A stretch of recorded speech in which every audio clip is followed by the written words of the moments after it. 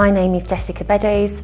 I'm a Senior Associate and Specialist Care and Capacity Solicitor at Lodders Solicitors. I'm going to be talking about protecting vulnerable children through the use of trusts. It is natural for parents to want to protect their children when they are no longer here. This is particularly important for families with a child with disabilities. Many parents want to ensure that their child's rights are not affected by any inheritance they may receive. They also want to be sure that they are not vulnerable to financial pressures or outside influences. Families can create a trust to secure the inheritance due to their children with either physical disabilities or learning disabilities.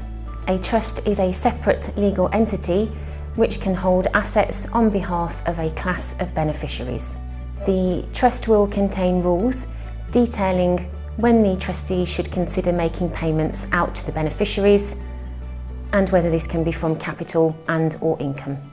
The trust deed will detail the provisions that the trustee should follow when making distributions to the beneficiaries. Clients will often create a trust to plan for inheritance tax upon their death. This can also be used to ring-fence assets for vulnerable beneficiaries. Common objectives for trusts are to reduce the estate's tax liability, to protect the assets, and in some circumstances to avoid the need for obtaining a grant of probate. Provided that the criteria under the Inheritance Tax 1984 and the Finance Act 2005 is satisfied, then the trust will be able to obtain specialist income tax, capital gains tax and inheritance tax treatment.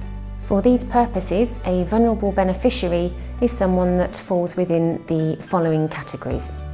A person who is incapable of managing their affairs by way of a mental disorder under the Mental Health Act 1983.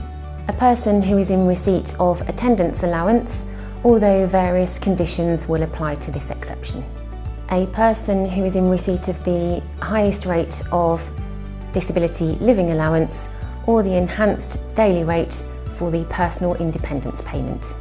These types of trusts do require that the vulnerable beneficiary is the primary beneficiary during their lifetime. These trusts are discretionary in nature, as it is at the trustee's discretion as to when they make payments out and to whom. Provisions can be made to ensure that upon the death of the vulnerable beneficiary, the trust fund is passing down to beneficiaries of the client's wishes. It is incredibly important when creating a trust to also prepare a detailed letter of wishes.